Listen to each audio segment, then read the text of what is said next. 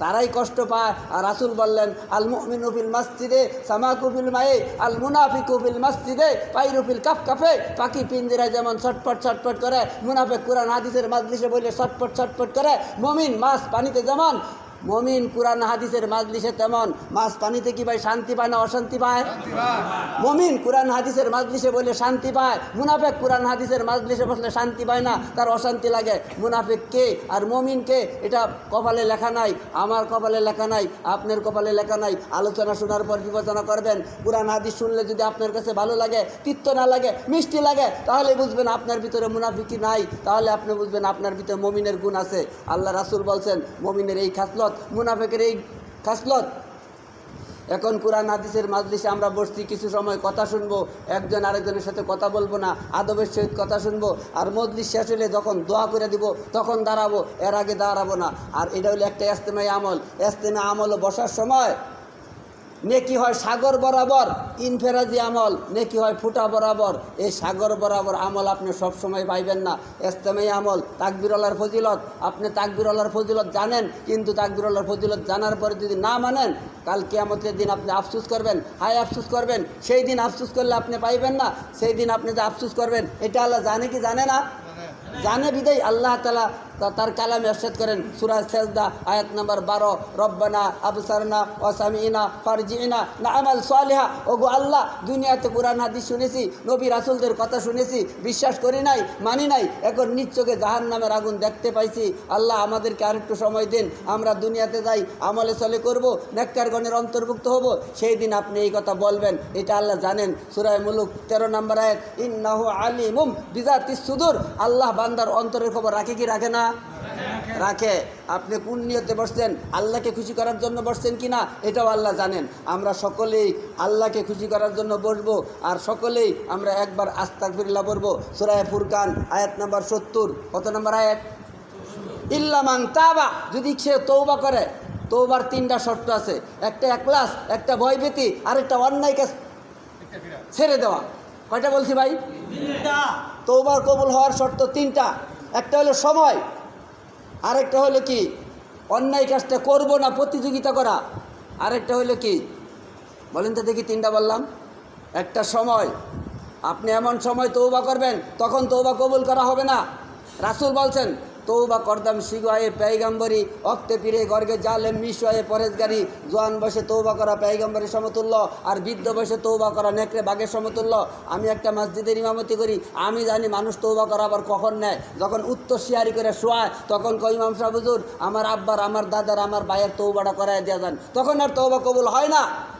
রাসূল বললেন তখন আর তওবা কবুল হয় যখন সে অন্যায় করতে পারে করে না, যখন সে ঘুষি মারতে পারে মারে না, যখন সে জিনা করতে পারে করে না, যখন সে ভয়ের মতো ভয় করে। সূরা আল ইমরান 102 নম্বর আয়াত, হাক্কা তুকাতিহি ওয়ালা তামুতুন্না ইল্লা ওয়া আনতুম মুসলিমুন। তুমি ভয়ের মতো ভয় করো, সাধ্য অনুযায়ী ভয় করো। যখন তোমার ভয় করার দরকার ছিল তখন তুমি ভয় করলা না, তখন তুমি তওবা করলা না। এখন তোমার তওবা করার আর সময় নাই। এই জন্য সময় লাগবে তওবা করার। সময় হলো কি ভাই? যখন আমরা সুস্থ থাকি, যখন বুঝি কোরআন হাদিস, তখন তওবা করব, তখন ভয়ের মতো ভয় করব, সাধ্য অনুযায়ী ভয় করব। আল্লাহ তাআলা জুলুম করে নাই, আল্লাহ তাআলা আপনাকে কষ্ট দিতে চায় নাই। বান্দার উপর কোরআন অবতীর্ণ করিয়াছে বান্দাকে কষ্ট দেওয়ার জন্য না। সূরা তোহা আয়াত নাম্বার 2, মা আনজালনা আলাইকাল কুরআনা লিতাশকা। আমি বান্দার উপর কোরআন অবতীর্ণ করিয়াছি বান্দাকে কষ্ট দেওয়ার জন্য না, বান্দাকে সহজ করার জন্য। কি বলেন? কষ্ট দেওয়ার জন্য না সহজ করার জন্য। এই কোরআন যে বুঝে তার কাছে সুজা, এই কোরআন যে না বুঝে তার কাছে বুঝা। যে ইমাম সাহেব কেরাত পড়লো, তার জানা আছে বিদায় পড়তে পারলো, যদি না জানে তার গুলি করলেও কেরাত পড়তে পারবে না। তদ্রূপ আপনি এই কাজে যদি প্রশিক্ষণ দেন, এই কাজে যদি শিক্ষা অর্জন করেন, আপনারা আসছেন প্রশিক্ষণ দেওয়ার জন্য, শিক্ষা অর্জন করার জন্য। 12টা কাজ নিয়ে আসছেন, 4 কাজ বেশি বেশি, 4 কাজ কম কম, 4 কাজ মোটেই করবো না। ঠিক না ঠিক? ভুল হলে বলবেন। বেশি বেশি যেই 4 কাজ, দাওয়াত, তালিম, খেদমত, ইবাদত, ঠিক কিনা? ভুল হইলে বলবেন। সভাপতি বসার উদ্দেশ্য হলে এটাই, বক্তা কথা বললে ভুল হইতে পারে, ধরাইয়া দিব। আপনারা ভুল হইলে ধরাইয়া দিবেন। আপনারাই শিক্ষক, আপনারাই ছাত্র। যখন মুতাকাল্লিম কথা বলে তার মুখের দিকে তাকায় তাকায় কথা শুনতে হয়, আর ভুল হইলে ধরাইয়া দিবেন সাথে সাথে। 4 কাজ বেশি বেশি আমি মুখে স্বীকার করলাম। কি করলাম ভাই? আসরের সময় এক মুরব্বী বয়ান করলেন, তিনি বললেন তিনটাকে ইমান বলা হয়, তিনি হাদিস বলে নাই, কিন্তু বাংলাটা বলছে। ইকরাব বিল লিসান, মুখে স্বীকার করা, তাসদিক বিল জিনান, অন্তরে অন্তরে বিশ্বাস করা, ওয়াল আমালু বিল আরকান, কাজে পরিণত করা, তার নাম হলো ইমান। আপনি মুখে স্বীকৃতি দিবেন, কাজে পরিণত করবেন না, তাহলে কি আপনি ইমানদার? আপনি মুখে স্বীকৃতি দিলেন 4 কাজ বেশি বেশি করবো, দাওয়াত, তালিম, খেদমত, ইবাদত, 4 কাজ কম কম করবো। 4 কাজ কি ভাই? কম কম। খাওয়াতে সময় কম লাগাবো না বেশি? ঘুমের সময় কম লাগাবো না বেশি? মসজিদের বাহিরে কম না বেশি? দুনিয়াবি কথা কম না বেশি? এই 4টে কম, আপনি এই 4টাই বেশি করলেন। বয়ান করার সময় আপনি এই 4টে কম করতে বললেন, আবার বয়ানের সময় আপনি এই 4 কাজ বেশি করতে বললেন। আপনি বলার পর আপনি মানলেন না, তাহলে কি আপনি মুমিন না মুনাফিক?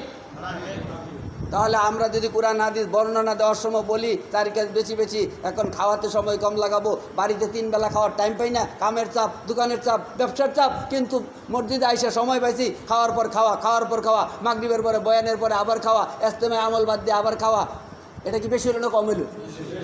তাহলে আমরা খাওয়ার সময় মতো খাবো, খাওয়াতে সময় কম লাগাবো। জানেন সাহাবী আজমাইন যুদ্ধক্ষেত্রে যাওয়ার সময় খেজুর মুখে দিয়ে চাবাইতেছেন। কি মুখে চাবাইতেছে? এই চাবাইতে দেরি হইতেছে, যুদ্ধক্ষেত্রে রাসূলের ডাক সাথে সাথে দেওয়ার জন্য মুখের খেজুর তারা ফালাই দিলেন। তারা খাওয়াতে সময় বেশি লাগাইলেন না কম লাগাইলেন? আর আপনি তাবলিগে আইসা বলেন খাওয়াতে সময় কম, আবার খান 3 বেলার জায়গায় 5 বেলা, তাহলে কি ভাই বেশি হইলো না কম হইলো?